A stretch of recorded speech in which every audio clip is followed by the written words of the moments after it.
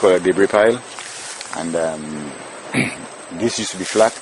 As the landslide started piling up all the material that's sliding down the hill is now collecting at the bottom, and we normally call it a debris. This here was the first evidence we had of the debris pile forming, because it was nice and flat, but then you had two grass turned upside down.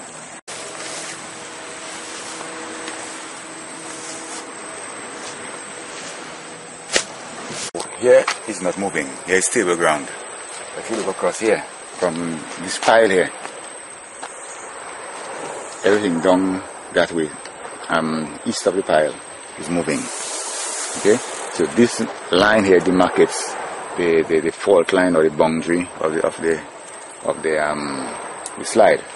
But while the slide was moving, you still have some movement this way from the slide, and this wall was moving. That wall here, see this end here of the wall? Before the slide, it used to be here. So we have a 7 to 8 feet movement of just this wall. Okay, that's why we had the marks to show movement over time. This here used to be flat down. You can see all this here used to be up here. Yeah. So more or less like a wedging of the concrete below other concrete.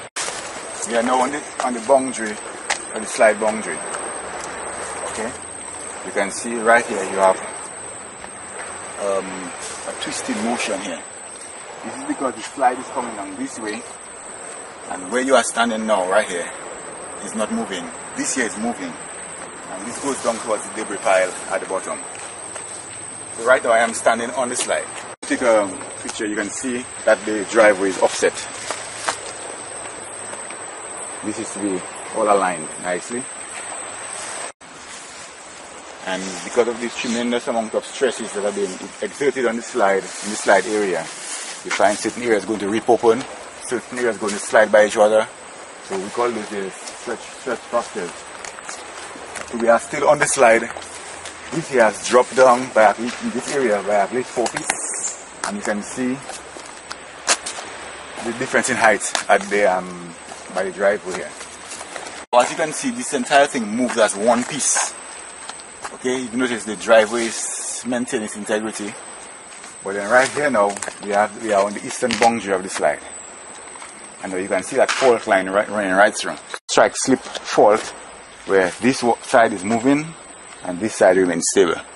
So this here has not been touched. The original contour of the land and everything is okay here. But this is moving. So you can see the measure the height there. You see my height, around 4 to 4.5 feet. You know, so that's a significant drop right now. Now with that, this crack here, this fault moves up through the upper driveway and into the bush, way up behind the tree line, so about 30 meters up. That's where the slide really started. You can't see it from here, but you already have to go into the bush at the back to see where there is a 12 to 13 foot drop in there. So it's more dramatic at the top.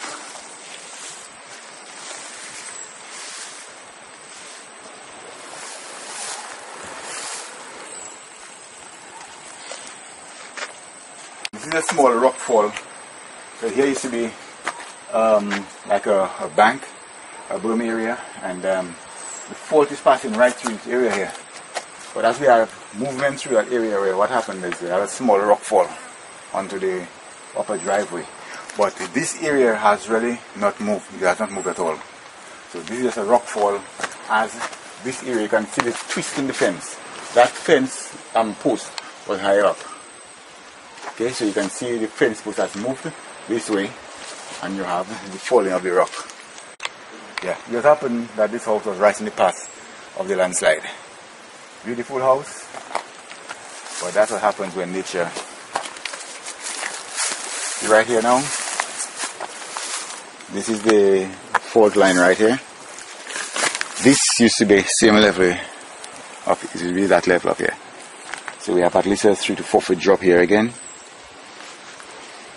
You can see water flowing through here. All water to the house have been shut down, but yet we have water flowing. This is water, groundwater, that's flowing from the top that may have been or may have contributed to the landslide occurring. 3/4 of the house is moving, whilst one end is held on stable ground. As you can see, what we have here, we have a wooden structure on top of a concrete foundation here, and the stresses are just working on the house, and you can see breaking apart. Foundation looks okay, the walls are just breaking apart.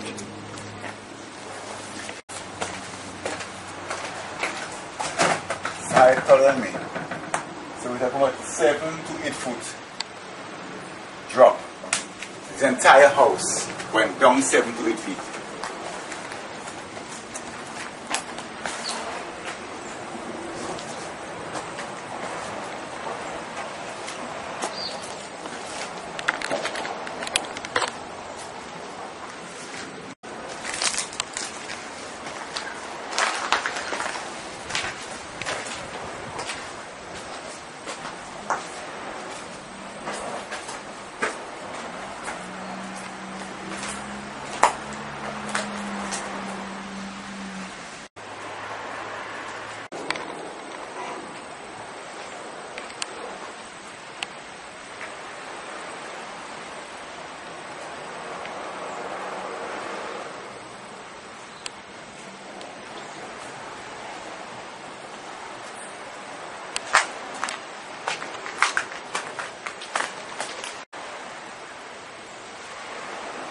This is more or less remaining intact.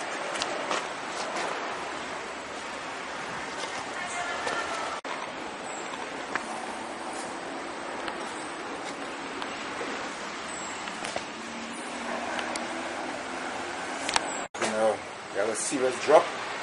I would say 5 feet, 6 feet drop in that area. All this was level with the driveway going downward.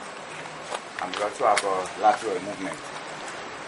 We have a lateral movement of the land at least 6 to 7 feet. Drop right here. Top of the house, and this here is nice and straight.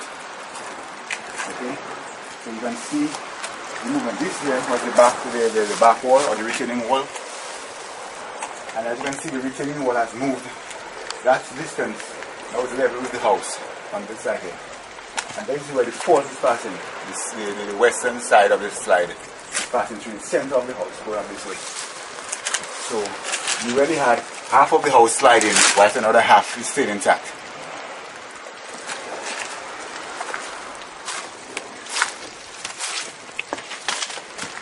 So this is what's happening right here.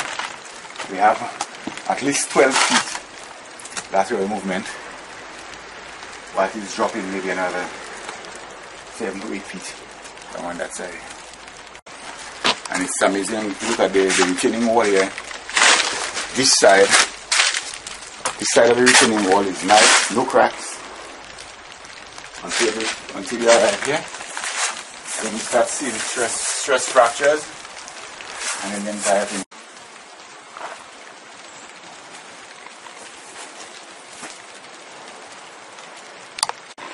Now we normally call this type of landslide slow moving landslides or slump like landslides, where because of the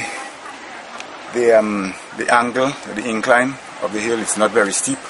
So although gravity really one of the major forces in landslides, because the slope is so gentle, maybe 20 to 30 degrees, we don't have an avalanche type action like most landslides in Dominica. So this year was really loading of the soil, that the soil became too heavy. We have underlayer of water lubricating the clay soil below here, and then it's a slow moving drop down to the bottom.